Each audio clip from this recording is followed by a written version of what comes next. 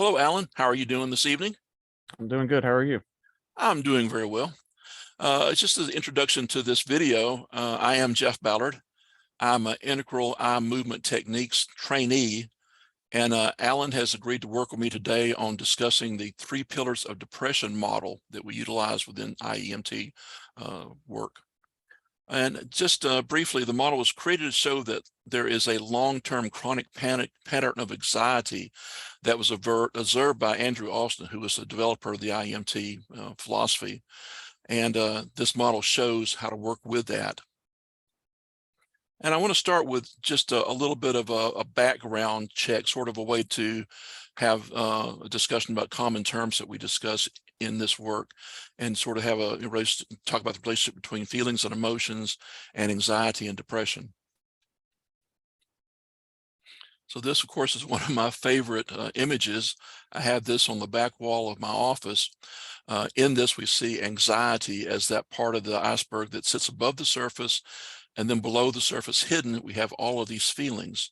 Now, many people think that anxiety is an emotion. They'll say, well, how are you feeling? How kind of emotion are you feeling right now? Well, I'm anxious. I have an anxiety. Anxiety is not really an emotion. It is a physiological response to feelings and emotions. So it is a behavior. It's not an emotion itself. And this is how you can tell we've all experienced things like this ourselves. We can see this in other people, the physiological and behavioral responses you can have when you start getting into that pattern of anxiety. And one thing I like to notice and point out here, if you look at the various areas, and I should be doing this like this, excuse me while I do this, my laser pointer. You start seeing some things, overthinking, you can't sleep, rapid heartbeat, you may have headaches, but these are things that sort of show that a person experiencing anxiety is in an agitated state. And this is another listing of emotions that affect physiology. And this comes from another researcher, Rachel Zoffness, who is a pain psychologist. But again, it shows a lot of physiological effects from being in an emotional state. And interestingly enough, if you're experiencing anxiety, people don't necessarily exhibit that. You can be quite functional and still be experiencing anxiety. This is a high functioning anxiety person example. This person looks like they're outgoing, functional, they're taking care of business, they really feel they would appear to you like they got it all together, when inside they're having all this inner turmoil.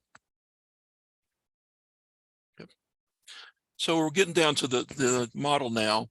Like I said, originally developed by Andrew Austin, who developed the IEMT philosophy. And he observed this, or created this, by observing the reaction of a lot of his clients that he had in therapy.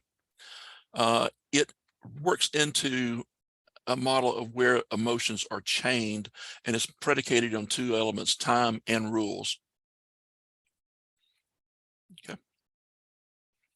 And excuse me while I got overboard with my animations, but we're going to develop this model with the 3 pillars of depression. And the first dimension we're going to look at is time. And these 3 pillars represent the past, the future, and the present. Of course, we have a Greek column, a futuristic column, and a present day modern, simple stone column. And there it forms a basis for supporting the potential for depression being developed as you cycle through these emotions. Make myself some room here.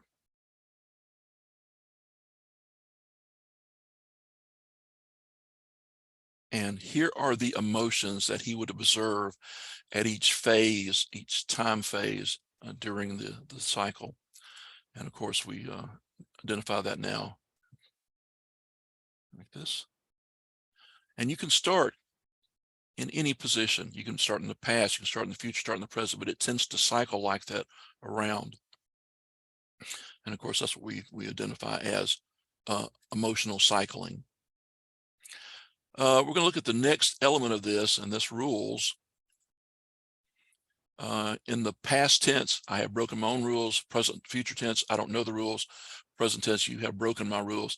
And the best way to explain that is to sort of give an example of what is meant by rules. Rules are generally, it could be your ethics, just the code that you live by. It could be something religious. It just could be the morals and ethics that you go by, your personal code.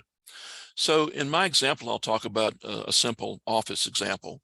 I am a fountain pen fanatic. I love fountain pens. And as you know, fountain pens can be a bit fragile. So typically you wouldn't just loan somebody a fountain pen to use because you're worried about them breaking it or bending the nib or something like that. And also too, it's just, they tend to be a bit expensive sometimes. So you wouldn't just loan your fountain pen. So I've got my fountain pens. I'd rather not have somebody else using my fountain pens in the office. Well, one day I'm away from my desk, and Jimmy, a coworker, comes up and he needs a pen real fast. So he grabs one of my fountain pens off my desk and walks off with it to use it. So I return to my desk and I say, oh, my fountain pen's gone. What happened? And I look up Jimmy and found out he's there sitting, taking some notes with my fountain pen. And I get very upset. Hey, Jimmy, what's this all about? You took my fountain pen. I don't loan those out. Come on, fella. I'm upset about this. Don't do that again. So, and it can get escalated. People push back and things go further than what you intended them to go. So basically we have an argument, a loud argument. And in this case,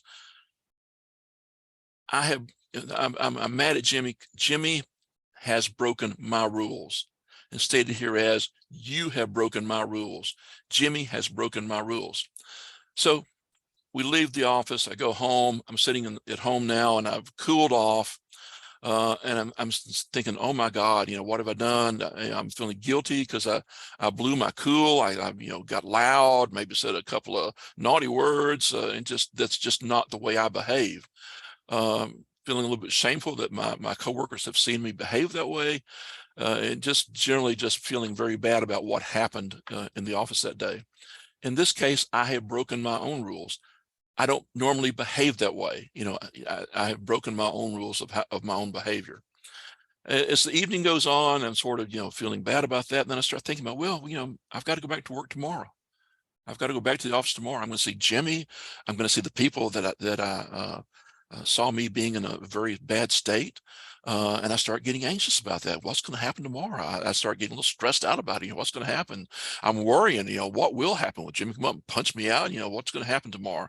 And I get to the point where I start catastrophizing, excuse me, that's a hard word to say. I think, well, what if I have to go see HR? What if, I've broken rules and I have to go, they may fire me. Gosh, if they fire me, I don't have income anymore. I'm going to lose my house, lose my car. My family will break up, and I'll eventually, horrible things are going to happen. And the reason for that is I don't know what the rules are. I'm unsure. I don't know what the future holds for me. So at this point, I say, Alan, what resonates with you about this model? Can you identify with that cycle of feelings and emotions? Absolutely. So as you might know, I've been going through a relationship issue lately, and the one that's sticking out the most, of course, is the anxious, because I just don't know what the rules are to try to fix this, in a sense. But I can definitely see the cycle. I've gone through present, on to past, on to future, and so we're at the anxious phase right now. Okay, very good, thank you. And when you think about that anxiety that you have, the anxiousness that you have, how strong is that within you on a scale of 1 to 10? It's been a few weeks now, so we're at like a 6 or a 7, but at a point it was at a 10. Still pretty significant now. That's interesting. Yeah. So, let's work on that a little bit later on. But for now, I know this is sort of the model. We presented it, we talked about it, and I'll close for now. Thank you very much, Alan, for helping out. Thank you very much.